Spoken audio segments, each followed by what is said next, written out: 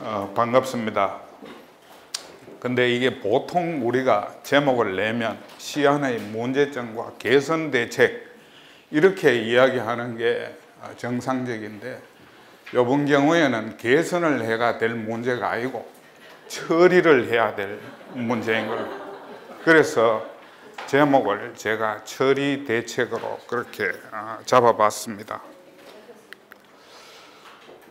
발표 내용을 잠시 소개를 드리면, 우선 제가 모두의 지금 우리 현아 돌아가고 있는 시대를 잠시 설명을 좀 하고, 한국사 교육의 지표가 나와야 그 다음에 교육 과정을 어떻게 처리를 하고 지필 기준을 어떻게 만들 수 있는지를 이야기할 수 있을 것 같아서 교육의 지표를 잠시 전체적으로 말씀을 드리고 처리 방향을 이야기하도록 그렇게 하겠습니다. 근데 지금 저기 보면 도반 위주의 시대 이렇게 되어 있습니다. 도둑이 주인 행세를 하는 시대다. 이게 지금 우리나라의 현실이고 모든 사회가 겪고 있는 병통의 근원적인 표현이 아니겠나, 저는 그렇게 생각을 합니다. 그래서 제가 이 설명에 들어가기 전에 보통 이 뭡니까, 특강을 하든지 강연을 하든지 간에 오신 분들이 어떤 성향인지를 알아야 설명을 제대로 할 수 있지 않겠습니까? 그래서 내가 여러분들한테 몇 가지 질문을 좀 하고 넘어가야 되겠습니다. 혹시 이 가운데 북한에서 오신 간첩 계십니까? 더 크게 간첩 계십니까? 아무도 손을 안 드네. 나중에 질의응답할 때 간첩 같은 소리 하면 안 됩니다. 이건 내가 미리 막기 위해서 하는 겁니다. 다음에 혹시 남로당 프락치 오셨습니까? 없습니까? 나중에 질의응답 하실 때 남로당 프락치 같이 이야기하시면 안 됩니다. 그러면 여기 계신 분들은 공산주의나 사회주의자도 아니고 민주주의를 하나의 수단으로 이용하는, 그 이제 자유진영에서 민주주의라는 말을 독점적으로 못 쓰도록 만들기 위해서 자기들이 썼는 인민민주주의입니다. 이게 변형이 돼 가지고 대중민주주의, 민중민주주의 이런 걸 지금 쓰고 있지. 저는 이걸 같은 부류로 보고 있습니다. 그 다음에 사회민주주의가 있고, 우리 여기 계신 분들은 전부 자유민주주의의 신봉자들이라고 그렇게 생각을 합니다. 그런데 최근에 이 헌법하고 역사 교과서 문제로 이 나라가 완전히 국난에 지금 빠진 상황이 됐습니다. 그래서 이게 잠수함의 토끼처럼 이게 앞으로 우리 사회의 어떤 문제점을 어떤 식으로 폭발시키게 될지, 아니면 아까 전에 어느 선생님 말씀대로 우리가 몽둥이를 들고 가야 될지 총을 들고 나가야 될지 어떤 상황이 올지 지금 알 수가 없습니다. 그런데 실질적으로 이미 교육부가 그 초등 역사를 도둑고양이처럼 훔쳐가 버렸습니다. 그렇죠? 그 다음에 지금 중고등학교도 또 그렇게 지금 훔쳐가려고 주인 몰래가 아니지, 이거는 주인을 완전히 눈에 안대를 덮어 씌우고 지금 마음대로 지금 역사를 훔쳐가려고 하는 그런 상황에 처해 있습니다. 그래서 대강 그런 전제 상황을 말씀을 드리고, 제가 이 한국사 교육의 지표를 44년으로 압축을 해봤습니다. 우리나라 사람들은 손에 쥐줘도 이걸 잘 이해를 못하거든요. 그러니까 4,400년 역사를 저는 44년으로 압축을 했습니다. 그래서 해보면 성공 역사가 7번 있고, 이 제 개인적인 판단입니다. 실패 역사가 7번이 있는데 전 근대사에서 성공 역사가 6번 나타나고 근현대사에서는 성공 역사가 한 번밖에 없습니다. 우리나라의 성공 역사는 제가 판단하기에 우리 민족이 22살 때, 그러니까 2333년이 한 살 때입니다. BC 2333년이. 근데 우리나라가 22살 때 중국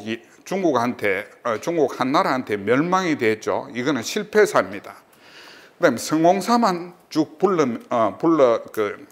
리스트를 해보면 27살에 광개토 대왕이 동북 제국을 건설했고요.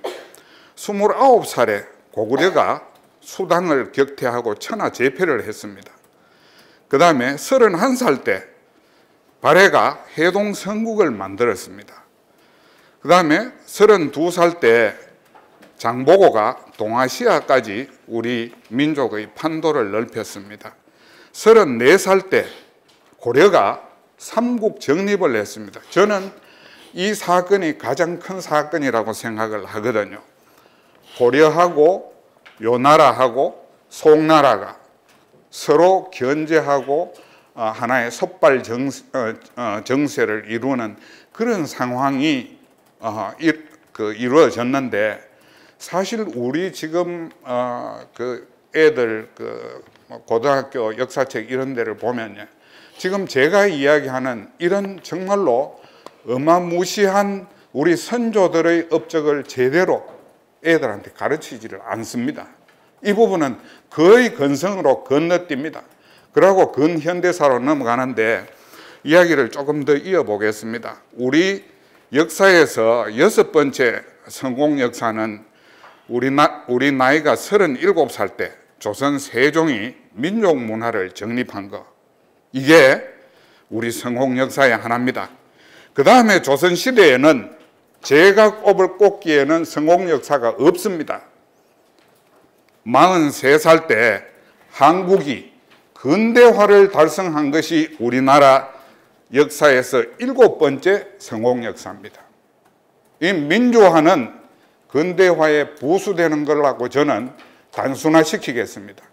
근대화가 우리나라의 최고 성공 역사였다. 그러면 우리가 애들을 가르칠 때도 이런 성공 역사에 대한 자부심과 그 성공 역사를 새롭게 재현시키려는 어떤 의지와 또 우리 각오, 이런 것들이 있어줘야 그게 저는 역사책이라고 생각을 합니다. 요거는 뒤에서 제가 왜 이런 이야기를 했는지를 한번 다시 짚어드리겠습니다.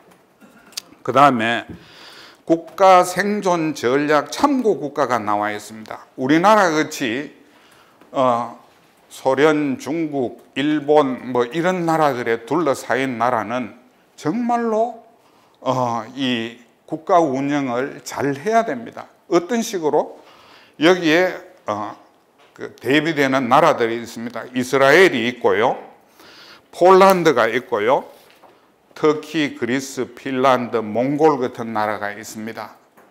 그런데 이스라엘은 군사, 정보, 외교 노선에서 적대국을 전부 다 이겨냈습니다. 그럼 우리가 똑같은 입장에서 말한다면 우리가 중국과 일본, 미국은 그럴 필요가 없겠지만 중국과 일본 정도는 우리가 같이 대응할 수 있을 정도의 국력을 키워줘야 된다, 이런 이야기거든요. 그 다음에 폴란드는요, 이 우리나라하고 가장 흡사한 나라입니다. 소련하고 독일 사이에 낑겨가지고 나라가 있다가 없다가 그랬습니다. 그 다음에 소련 아들이 위성국을 만들기 위해 가지고 카틴 숲에서 폴란드에 앞으로 나라를 이끌어갈 지도자 15,000명에서 22,000명, 정확하게 어느 게 숫자가 정확한지는 모릅니다. 다 사극이 죽였어요. 학살을 했습니다. 그러니까 이게 강대국 옆에 끼인 나라들은 정신 안 차리면 그런 꼴을 당한다는 겁니다.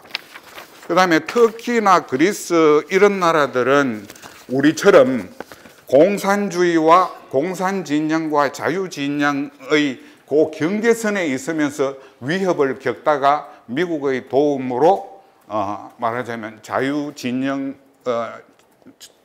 자유민주주의를 지켜낸 나라들입니다. 그 다음에 핀란드는요, 이 소련 옆에 붙어 있는 나라지 않습니까? 그래서 이 내부 단합을 했고, 그 다음에 소련에 전쟁을 쳤습니다. 그런데 결국은 전쟁을 끝까지 이길 수가 없어서 땅을 뺏기고 독립은 지켜냈습니다.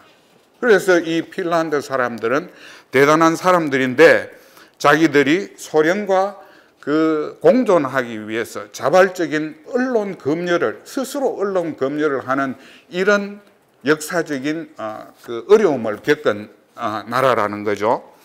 그 다음에 몽골 같은 경우에는 조금 지금 이야기했던 것과 반대가 되는데, 소련의 후견을 받아서 중국에서 독립을 했습니다.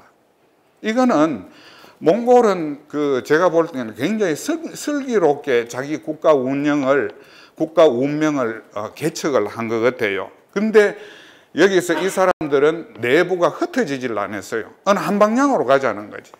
공산주의로 가자, 사회주의로 가자. 이렇게 해서 자기들이 자기 나라를 지켰는데, 자기 나라를 지키는 그 큰 이유를 따지보면 소련으로서는 중국이라 하는 덩치 큰 놈이 있으니까 중간에 몽골 같은 한 개 완충국을 만들어 놓을 필요가 있었거든요. 그 다음에 우리가 지금은 그런 생각을 잘 안 하지만 만주에도 동삼성에 그때 소련이 거의 나라를 한 개 만들 뻔했어요. 실제로 만주에서 자기들 화폐를 직접 만들고 했으니까. 근데 그 나라를 만들 뻔했는데 어쩌다가 안 만들었나 하니까 6.25 전쟁이 터져가지고 중공이 한국에 개입해주는 대가로 그 동삼성 나라를 포기를 했는 겁니다. 저는 그렇게 보거든요. 그러니까 강대국 옆에 있을 때는 정말로 슬기롭게 하지 않으면 안 된다. 지 힘을 모르고 인조멘트로 그렇게 어리석게 놀면 안 된다는 겁니다. 그렇다고 자존의식을 버리고 선조처럼 우리나라 들어 바치겠다, 이런 헛소리를 해서도 안 된다는 겁니다. 그게 우리 역사의 중심이 돼야 됩니다. 다른 나라 역사들이 어떻게 가든지 그거는 모르겠고, 우리나라가 처한 입장에서는 그런 역사관을 중심으로 두지 않으면 우리의 존재를 지켜나갈 수 없다는 겁니다. 그래서 이런 두 가지 사례를 제가 제시를 하고, 우리 한국사 교육의 그럼 지표가 뭐냐 이렇게 잡아보니까 국가 기본가치, 헌법 기본가치, 오늘 계속 이야기되는 게 헌법 기본가치에서 자유민주주의가 뭐 우회되느냐 하는 그 이야기인데, 여기 나와 있습니다. 우리의 헌법 기본가치는 자유주의, 민주주의, 시장주의인데, 민주주의나 시장주의는 자유주의가 없으면 만들어질 수가 없습니다. 그렇기 때문에 자유주의를 부정하는 것은 민주주의를 부정하는 겁니다. 저는 그렇게 단언할 수 있습니다. 왜? 소련에서 미국이 민주주의를 독식하는 게 보기가 거북해 나는 우리도 민주주의 하자, 이렇게 시작한 겁니다. 그러니까 자들이 인민민주주의라는 걸 만들었죠. 이거는 전부 다 전술적인 민주주의입니다. 민주주의가 목적이 아닙니다. 그러니까 이거를 완전히 우리가 구분을 해줘야 된다는 거죠. 그럼 자유민주주의의 그러면 당위성은 뭐냐? 우리는 자유민주주의 해야 된다 이렇게 했는데, 여기 있잖아요. 표 한 개 보면 나옵니다. 세계 11위 선진 경제 대국을 이룩한 국가 정체성이 바로 자유민주주의입니다.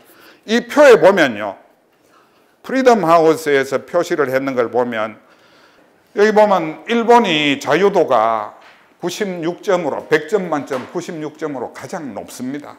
우리나라가 4등으로, 여기 이 도표상의 4등입니다. 제가 추릴 거는 추리고 남길 것만 모아왔는데, 한국이 자유도가 4위로 82점이에요.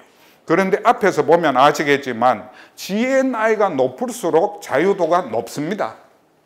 GNI가 높아야 인권도 높아지고 자유도도 높아진다는 거죠. 그 대신에 한번 보이소. 저 끝에 13번 북한, 저 공산주의는요 자유도가 3점으로 나와 있습니다. 3점으로. 그 다음에 중국은요 15점, 베트남이 20점, 러시아가 20점, 미얀마가 32점 이렇게 되어 있습니다. 저런 나라에 살자는 겁니까? 그거는 완전히 미친놈들입니다. 누군지는 모르지만 저런 나라에 살자고, 자유민주주의 말고 그냥 민주주의 하자 하는 사람들은 그 생각을 하고 있는 거나 하등 다를 바가 없다는 겁니다. 그 다음에 국제관계성을 좀 보겠습니다. 아까부터 이야기했지만 우리나라 같이 큰 놈들 사이에 끼 있는 나라들은 정말로 정신 바짝 안 차리면 이거 한순간에 훅 하고 날아간단 말입니다. 예? 지금 그런 일을 예사로 하고 있어요. 우리가 보면 불안해서, 요즘 제가 TV 뉴스 안 봅니다. 불안해서 보지를 못하겠어요. 거기에다가 왜 이런 일이 벌어졌겠느냐? 우리나라 역사교육이 그동안 너무 엉터리였다. 지금 대통령부터 제가 볼 때는 역사교육을 잘못 받은 피해자라고 생각합니다. 우리가 저 그래서 하도 답답해가지고 중국 이야기를 적어놨는데, 중국 한족이 만든 나라가 아닙니다. 중국 나라를 만들어준 거는 이민족인 원나라하고 몽골, 그 다음에 청나라, 여진족이 만들어준 나라입니다. 이게 그거를 우리는 중국 하면 막연히 크다, 대국이다, 대륙이다 이런 표현을 쓰는데, 그런 거 우리 자제해야 됩니다. 대국도 아니고 대륙도 아닙니다. 대륙은 대륙을 행세했을 때, 대국다운 짓을 했을 때 그게 대륙이지, 우리가 중국한테 뭐가 지금 모질한단 말입니까? 그 사람들은 정치적으로, 경제적으로, 사회적으로, 문화적으로 우리보다 나은 게 한 개도 없어요. 왜 그런 인식을 못 가지는가지? 이게 전부 우리가 교육을 잘못 받아 그런 거라는 거예요. 그래서 저는 청나라는 한국의 동족 국가다, 이거를 내가 주장을 하려고 합니다. 이게 여러분 생각해 보세요. 청나라 사람들은 나라가 완전히 사그라졌습니다. 소멸됐습니다. 그럼 청나라하고 제일 가까운 나라는 누굽니까? 청나라하고 여진족, 만주족하고 제일 가까운 나라가 누굽니까? 대한민국입니다. 대한민국. 우리가 청나라의 후계자라고 이야기를 해버려야 돼요. 중국이 저거 땅에 있는 거는 전부 저거 역사라고 했습니다. 그럼 우리는 과거 우리 땅에 있었던 역사는 전부 우리 역사다, 이렇게 이야기할 수 있어야 된다는 겁니다.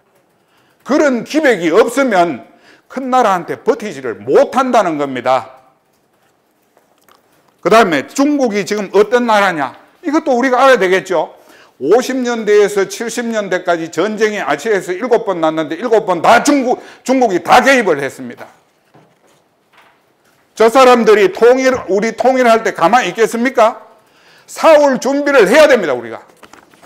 그래서 늘 저는 역사 이야기를 할 때 상무정신을 길러야 된다, 이렇게 문약해가지고는 아무것도 우리 하고 싶은 대로 할 수 없다는 것을 늘 이야기하고 있습니다.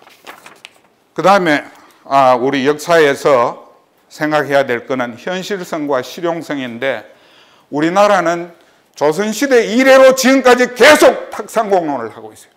저는 그렇게 봅니다. 탁상공론 요새 많이 하는 거 1번 건국논쟁. 미친놈들입니다, 이게. 건국논쟁 안 하면 어때? 그거 안 한다고 누가 죽습니까? 바보 같은 놈들. 나라를 엉터리로 끌고 가는 거예요. 이게 전부 다 탁상공론입니다. 지금 하고 있는 게. 좌파 정권에서 잘하는 게 그것밖에 더 있습니까? 그래서 저는 이거를 우리나라 역사를 보는 우리나라 사람들의 인식이 거시적이고 통시적인 안목이 결핍되어 있다. 이게 뭐냐? 정화사과이라고 이야기합니다. 우물안 깨구리 사과이란 말입니다. 아직도 그렇게 하고 있어요. 아직도. 그 다음에 또 한 가지, 1980년대에 우리나라 역사는 완전히 인질이 돼가지고 그 이상 발전하지를 못하고 있습니다. 왜? 좌파들이 어떻게 하든지 이걸 뒤집어야 되니까. 저는 그거를 지체사관이라고 이야기하지 않고 비색사관이라고 이야기합니다. 더러워가지고, 우리 말로는, 경상도 말로는 더러워가지고, 달아버가지고 더러워서 나라 운수를 꽉 막히게 만드는 그런 사관을 우리가 지금 가지고 배우고 있다는 겁니다. 이거를 바꿔줘야 됩니다. 이걸 안 바꿔주면 우리나라의 미래는 없다는 거죠. 이 역사과 교육과정 처리 방향을 이야기를 하겠습니다. 이 지금 문제가 되는 게 역사를 어떻게 우리가 과목을 초중고로 나누느냐 이런 이야기인데, 이 역사학교 사람들이 뭐라 하니까 중학교하고 고등학교 역사가 반복이 돼 가지고 고등학교에서는 정근대사 가르칠 필요가 없겠더라, 근현대사만 가르치면 되겠더라 이겁니다. 이런 바보 멍텅구리 같은 소리. 국어, 영어, 수학은 초, 중, 고, 대까지 다 가르쳐 줍니다. 계열화 다 돼 있어요. 그럼 역사는 와 못하는데 저거는 바보들만 모였나? 내가 해줄까 가서? 이런 자식들 말이 안 되지 않습니까 이게. 중학교도 정근대사, 근현대사 다 해야 되고, 고등학교도 정근대사, 근현대사 다 해야 됩니다. 그 내용을 얼마든지 만들면 돼요. 내가 지금 집에서 1년째 작업을 하고 있습니다. 내가 한번 시범을 보여주려고 이놈들한테. 위에서만 역사가 되는 건지를. 그 다음에 한국사, 국제사, 세계사, 통합교과를 운영해야 되는데 이렇게 하는데, 말은 그렇습니다. 일국사에 갇히지 말고 요번에 적어놨더라고요. 거짓말입니다. 지금 우리 고등학교 역사책에 보면 국제사나 세계사의 관념이 거의 없습니다. 이거는 완전히 일국사에만 매몰돼 가지고, 이건 뭐 우리나라가 이만큼 커졌으면 아들한테도 커진 나라를 비줘야 되는데, 우리가 과거에 땅은 200평이 있을 때 하고 지금 땅이 5만 평이 있을 때 하고 노는 게 달라야 됩니다. 애들한테 가르치는 것도 달라야 되지. 당연히 세계를 비줘야 되고 국제를 비줘야 된단 말이야. 19세기 이후로 한국사는 세계사의 한 부분입니다. 19세기 이후부터, 그래 근대사부터는 국제사 내지는 세계사를 가르쳐야 된다는 겁니다. 이게 지금 없거든요. 그래서 저는 내가 국제사를 어떻게 가르쳐야 될 건지 지금 책으로 뭐 1년이 걸릴지 2년이 걸릴지 모르겠습니다. 한락합니다. 그 다음에요, 야들이 정치투쟁에 바빠가지고 정치사는 뭐 좀 하겠지만 경제사, 사회사, 문화사, 생활사 이 발달이 한 개도 안 돼 있어요. 2010년에 이 사람들이 분류사로 책을 만든 적이 있습니다. 읽어보니까 통사를 책을 째가지고 그 전부 나눠놨는 게 그게 분류사더라고. 이게 무슨 분류사가 이러냐 말이야. 말이 안 되잖아. 공부했는 게 없다고 이 사람들이. 그러기니 내같이 무식한 의병이 나와가지고 역사 이래 만들어야 된다. 지금 익하고 있는 겁니다 이게. 나 그 사람들 전부 좀 죄송하지만 한국에서 좀 물러가 줬으면 좋겠어요. 물러가야 됩니다. 그럼 역사교육의 구조조정이 돼야 되는데, 여기 보면요, 지금 저거는 뭐 국제관계를 포함을 시킨다 이렇게 하지만 지금 여기 국제사는 없습니다. 왜? 우리끼리 내부적인 다툼을 하는데 모든 정력을 다 쏟아내고 있기 때문에 세상 돌아가는 데는 눈을 완전히 감고 있어요. 이거를 바꿔줘야 돼. 어떻게? 일국사에서 국제사를 통합해가지고 중학교는 국사 2로 하는 게 맞을 것 같고요. 한국사는 좀 안 맞잖아요. 왜?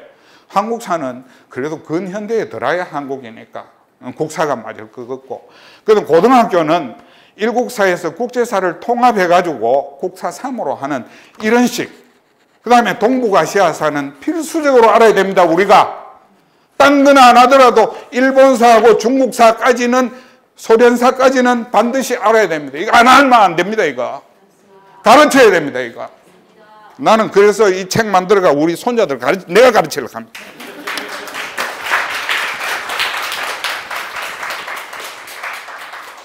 동북아시아사는 우리나라한테는 필수입니다. 그 다음에 동남아시아, 서남아시아, 중동아시아사는 선택 과목으로 해도 되겠고요. 세계사는 서양사 중심으로 하면 되는데, 제가 생각할 때 국제사의 비중이 우리 책에 15%, 30%, 40%까지는 가야 된다고 생각해요.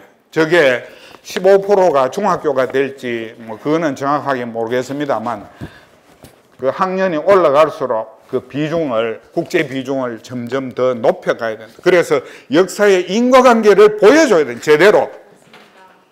지금 말이죠. 우리 6.25 전쟁 같은 거 해보면요. 나라마다 6.25 전쟁에 대한 생각이 다 다릅니다. 그걸 보여줘야 돼요. 애들한테. 공산주의가 되는 과정도 마찬가지. 나라마다 사정이 다 틀립니다. 그걸 보여줘야 아들이 왜 우리는 공산주의를 선택하지 않고 자유민주주의를 선택하는 그런 성견지명이 있었는지를 애들이 이해할 수 있고 그것 때문에 내가 이렇게 행복하게 사는구나를 이해할 수 있다는 겁니다. 그걸 안 가르쳐 주니까 이 뭐 문디 같은 나라에서 내가 태어나가지고 문디같이 생활을 했는데 지금 요렇구나 이래밖에 생각을 못 한다는 거야. 이건 말이 안 되죠. 다음으로 넘어가겠습니다. 그럼 저게 역사교육의 계열화 문제였고요. 다음에는 그럼 요번에 이 사람들이 그 역사책이 이 고등학교 책입니다. 고등학교 책인데 역사책이 몇 장으로 할 거냐? 1, 2, 3, 4, 5, 6, 7장 뭐 7장 이런 식으로 장이 있는데 제가 아까 전에 이야기했죠. 우리나라의 성공사는 정근대에서 6번 있었고 근현대에서는 산업화를 달성해가 중국보다 잘 살게 된 것은 처음이라고. 그게 우리나라 현대사의 가장 큰 키워드입니다. 그러니까 이 성공사를 아들한테 알려줘야 될 거 아닙니까? 근데 현행은 왜 되어 있노 하면 정근대사 3장에 근현대사 3장으로 되어 있습니다. 비슷하게 섞어줬죠. 그런데 요번에 이 정부 들어와가 1차 시연에서는 정근대사 3장의 근현대사를 7장으로 늘려놨습니다. 2002년으로 돌아간다 하는 겁니다. 2차 시안에는 이것보다 더해요. 정근대사는 1장만 보여주고 맛배기만 보여주고 근현대사가 4장이나 됩니다. 지금. 이건 뭘 의미하겠습니까? 우리 정경희 선생님, 교수님이 지적한 거하고 똑같아요. 사회주의를 부각시키기 위해서는 저래 안 하면 안 돼요. 그 의도를 우리 정 교수님이 말씀하신 대로 여러분들도 다 꿰야 됩니다. 저거는 말이 안 되는 이야기입니다. 저의 제안 3장으로 하자. 이거는 우리가 꼭 지켜야 될 하나의 역사교육의 방향이라고 이야기할 수 있겠습니다. 그 다음에 고등현대사 대주제, 고등학교 현대사가 주제가 뭐 어떤 식으로 돼야 되는지 그거를 이야기하는 건데요. 여기 보시면 검정에서는 7개의 소주제를 만들어 놨습니다. 현대사장에서 7개의 소주제를 만들어 놨고 시안에서는 8개의 소주제를 만들어 놨거든요. 그런데 차이점이 어떻게 있느냐? 여기 세 번째 보면 이게 어떤 게 생겼습니다. 이게 어떤 게 대한민국 정부 수립. 그리고 저거는 뭔가 하면 1절과 2절에서 5년입니다. 1945년에서 우리가 건국대 48년이니까 한 3, 4년 뭐 건국 이후에 1, 2년 더 포함하더라도 길어야 5년 역사입니다. 5년 역사를 2절로 만들겠다는 겁니다. 뭔가 의심이 들잖아요. 이 사람들은 뭐 안 봐도 뭐 어떻게 할지 다 아니까. 저를 만들었다는 것은 뭔가 의도가 있는 겁니다. 그 다음에 여기 보세요. 4.19 혁명이나 6월 민주항쟁 같은 내용이 과거에 없던 게 들어갑니다. 4.19가 뭡니까? 독재한 겁니다. 6월 항쟁이 뭡니까? 독재한 겁니다. 우리나라 역사를 독재로 쳐다보려고 하는 이야기입니다. 저게 저런 사고를 가지고 있으면 우리나라 평생 선진국 못 됩니다. 이거. 애들한테 저런 식으로 가르쳐 가지고는 나라가 안 된다는 겁니다. 저 외환위기까지 보수 정권이 잘못했는 거 차례대로 저 세 개 있죠. 이렇게 만들어 놨다는 겁니다. 그래서 저는 이걸 바꿔야 된다. 어떻게? 저쪽에 있는 게 제 안입니다. 8.15 광복과 통일정부 수립 노력. 통일정부 수립 노력은 아까 전에 정 교수님이 이야기했지만 이건 사기입니다. 사기예요. 그거는 애초에 안 될 일을 한 기라고 그때 사람들이 다 알고 있었습니다. 남북회담 웃기는 소리. 김구 선생이 성시배기한테 완전히 당했는가 아닙니까? 거물 간첩 성시배기한테. 그러니까 가게 된 거잖아요. 지금도 거의 그렇습니다. 통일정부 수립 노력에 이 사람들이 4.3 사건을 연하서요. 이거는 이제 우리 세상이다. 역사를 뒤집자. 이렇게 이야기하는 겁니다. 그 사람들이 남로당이 거기에서 폭동을 일으키지 않았다면 누가 그 희생자가 나타났단 말입니까? 나타날 수 없잖아요. 결국은 저거는 공산당들이, 당시에 공산당 남로당이 책임을 져야 될 문제고, 크게 보면 김일성이나 이런 사람들이 소련의 스탈린 같은 잔인무도한 인간들이 책임져야 될 내용이라는 거죠. 맞죠? 네. 예, 여러분 이제부터 역사 의병조 신자입니다. 자, 6.25 전쟁과 남북 분단 고착화, 이 바보 같은 소리 하고 앉았습니다. 이게 6.25 이전에 벌써 남북 분단은 끝났어요. 저런 이야기를 하고 앉았으니까 저게 탁상목론이 아니고 뭐냐는 거지. 소련이 이미 46년에 벌써 이거는 뭐 북한은 전부 다 공산화 시켜놨는데 무슨 남북 분단 고착화, 이미 다 고착이 다 돼 있었는데, 그때 세계 정세를 보세요. 공산주의하고 자유진영이 어땠는지. 공산주의가 맹위를 떨치고 세계를 완전히 먹어 들어갔습니다. 아시아에서 처음으로 공산국가 만들어진 게 북한입니다. 예? 뿐만 아니죠. 이야기 길어지니까 그 정도만 하고, 예? 남북 분단 고착화하는 건 부완전한 이야기입니다. 4.19 혁명과 민주화 노력. 야, 우리 역사가 언제 민주화밖에 없나? 바보 천치들. 저렇게 가르치니까 아들이 전부 병신같이 중국 아들이 막 큰 소리 치면 숨도 못 쉬고 하는 겁니다. 저렇게 가르치니까. 경제성장과 사회문화 변화, 이거요, 솔직하게 이야기하자고요. 군사정부의 등장과 산업화의 달성 아닙니까? 맞습니다. 맞죠? 네. 그게 역사의 핵심이고 키워드란 말입니다. 그렇게 가르쳐야 됩니다, 우리가. 안 맞게 했으면 큰일 날 뻔했지. 6월 민주항쟁과 민주주의 발전, 이런 지엽적이고 미시적이고 속 파먹는 이야기 하지 말라는 거야.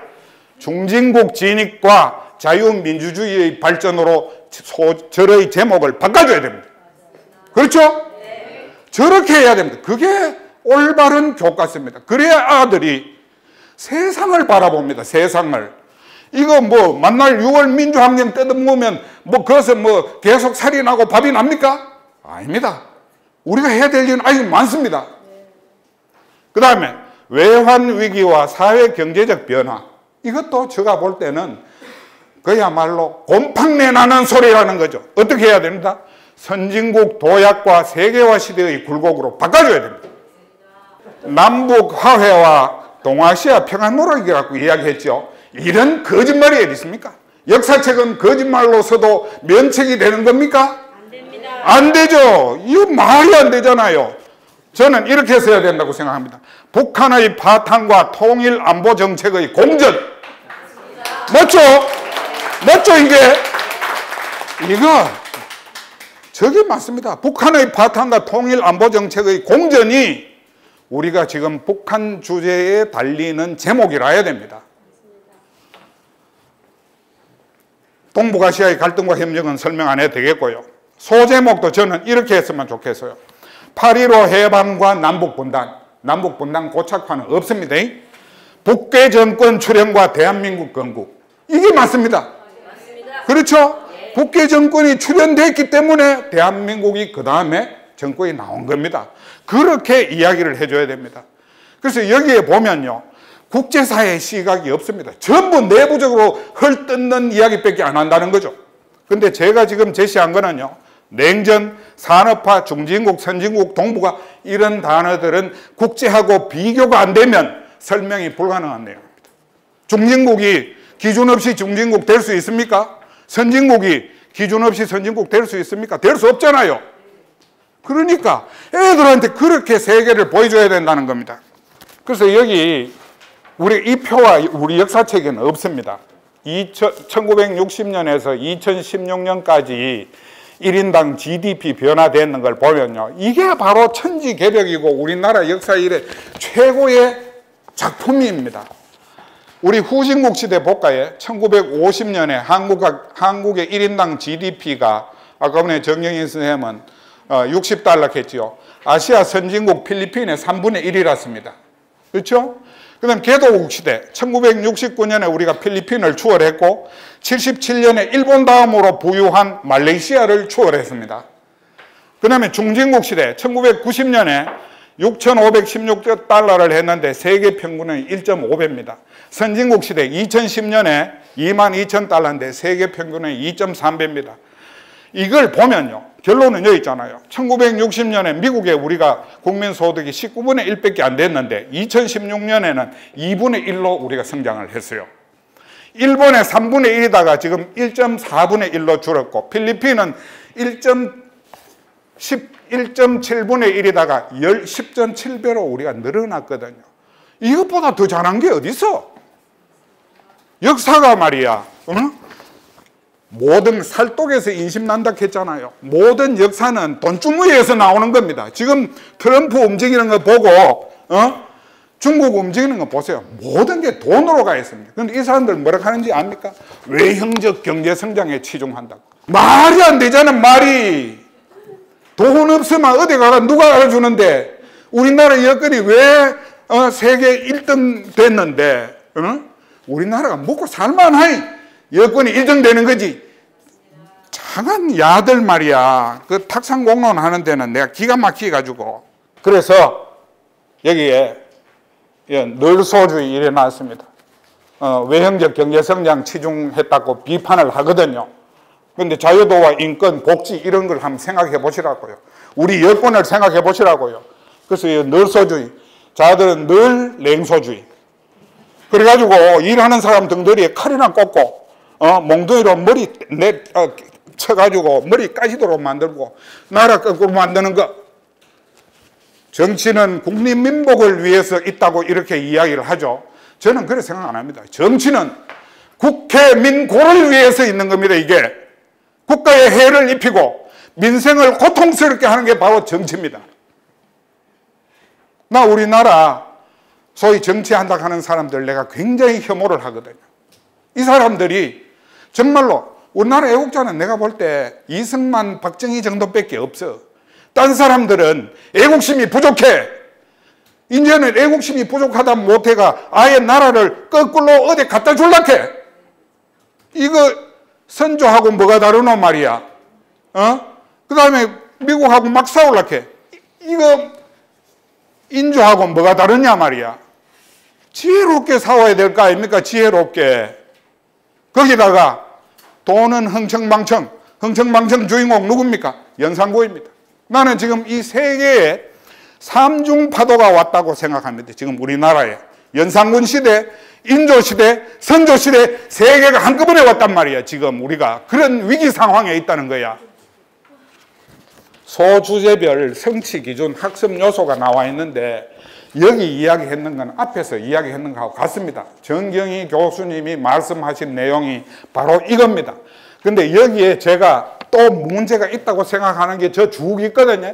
사실 및 논리의 오류고 그 다음에 국가 정통성을 부정하고 미시적이거나 역사를 너무 경직되게 쓰거나 그 다음에 지방자치나 시민사회 성장 이런 것들은 이분법적으로 처리한다. 야들은 지방자치는 무조건 좋은 것, 시민사회단체 무조건 좋은 것. 저는 그렇게 생각 안 합니다. 우리나라 시민사회단체가 들어서 가지고 했는 게 뭔데요? 나라를 이념적으로 개판 만드는 게 우리 시민사회단체입니다. 그런데 절대로 역사책에서 그거를 시민사회단체 잘못됐다고 안 씁니다. 보면 그래요. 내가 다 분석해 봤잖아요. 그 다음에 뭐 세계화 외환위기 뭐 어쩌고 저쩌고 있는데 뭐 나중에 읽어 보십시오. 이거는 꼭 여러분들이 알아줬으면 좋겠어요. 최악의 권위주의 정부가 최선의 공산주의 정부보다 낫다. 이놈들이 아까 전에 그거 했잖아요. 이북도 독재, 우리도 독재 이렇게 이야기했잖아요. 그런데 공산주의 1당 독재에도 등급이 있습니다. 어떻게? 양호한계, 그 중에서 양호한계 집단 지도체제, 그 다음에 양호한계 1인 독재, 그 다음에 양호한계 1인 우상 독재, 그 다음에 양호한계요 극악의 독재가 세습 독재입니다. 이게. 우리 권위주의 위에는 적어도 5단계의 그 정치 체제를 비교할 수 있는 기준이 있다는 거예요. 그러면 우리나라를 이북하고 똑같은 독재국가로 보는 것은 어떻게 이야기하는 건지 압니까? 소매치기하고 살인범을 둘 다 전과자라고 이야기하는 겁니다. 그게 소매치기하고 살인범하고 같습니까? 같은 전과자입니까? 아니잖아요. 소매치기하고 살인범하고 어떻게 같은 전과자입니까? 그게 이 과잉 일반화의 오류거든요. 이 말이 안 됩니다, 이거. 그 다음에 독재도 그렇다 치고, 박정희 쿠데타 이 독재 정권에 대해서도 굉장히 말이 많잖아요. 예? 이건 참 그게 아니네. 이 독재 정권 내 다 모아놔 봤습니다. 정말로 우리나라 독재가 비판받을 독재인지 싶어가지고. 그래서 한번 볼게요. 소련은 스탈린이 29년간 독재를 했습니다. 후라시초프 11년 했죠. 합치면 40년입니다. 태국은 피분이 21년, 키티카초른이 10년, 몽골은 초이바르산이 16년, 베트남의 호치민은 24년, 북한은 김일성, 김정일, 김정은해가 70년. 세계 유례가 없습니다. 한민족은 위대합니다, 정말로.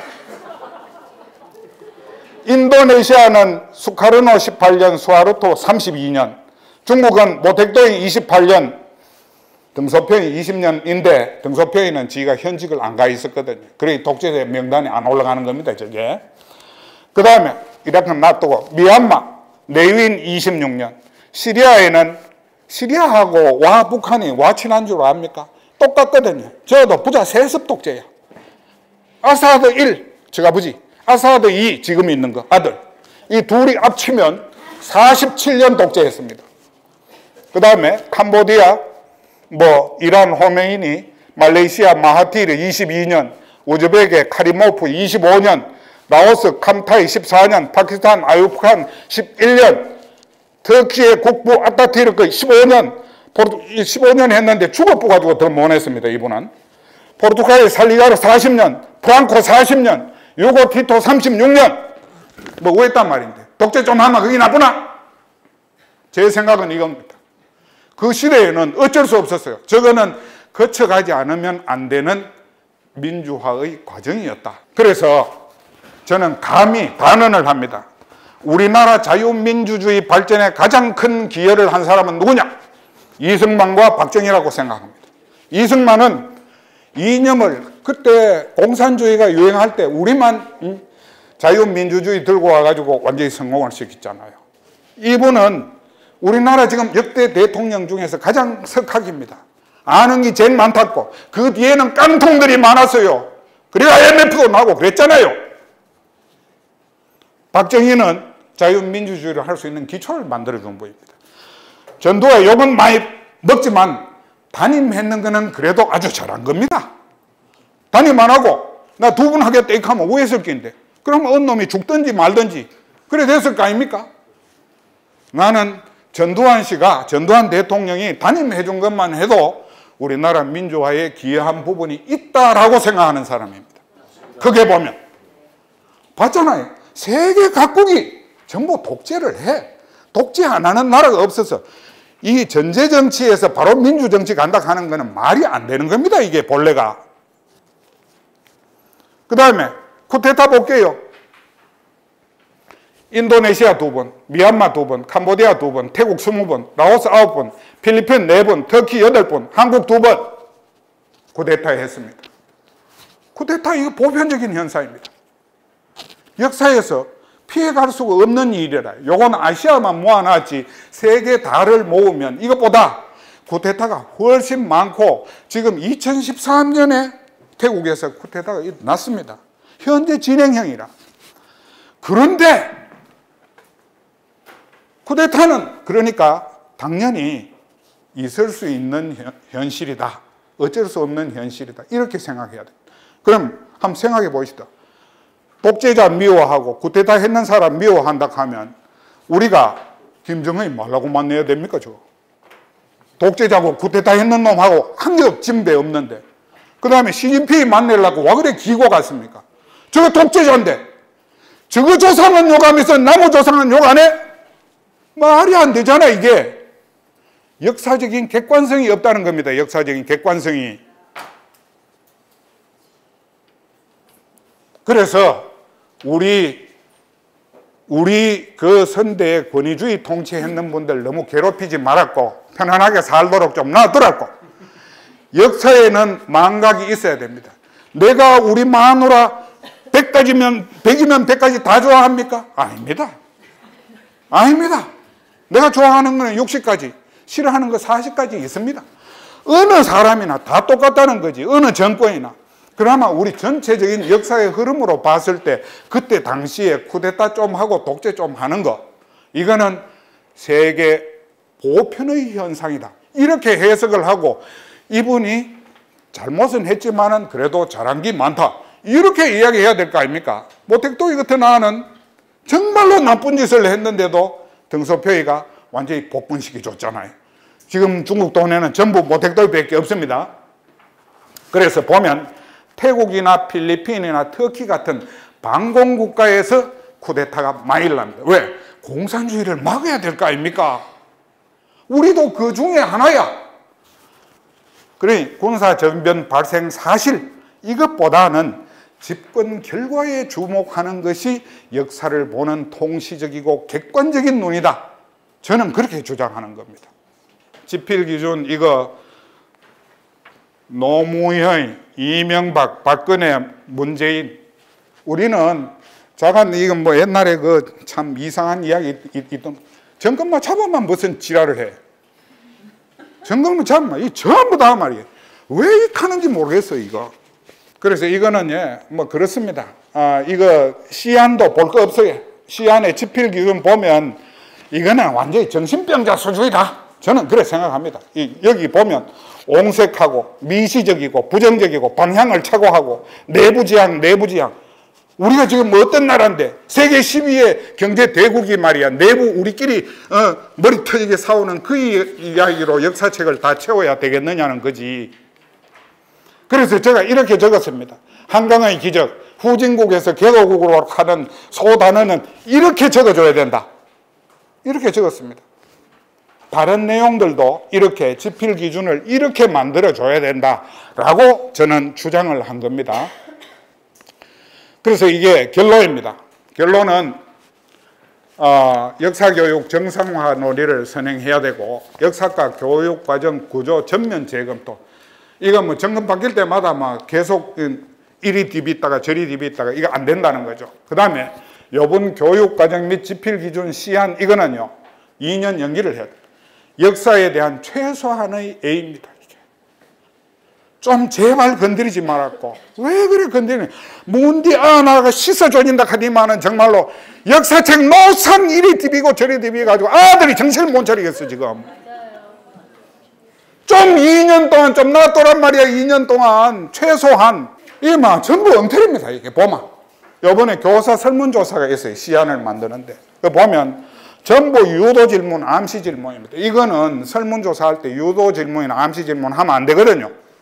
자기 의견을 솔직하게 들어야 되는데 요래 답하도록 전부 다 정해진 틀을 만들어 놔놓고 설문조사를 했다는 거야.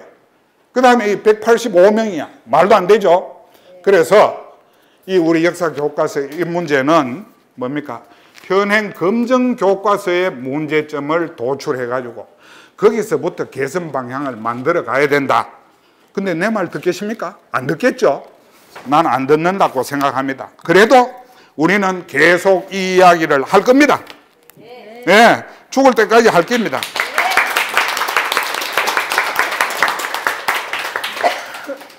여기서 마치도록 하겠습니다. 감사합니다.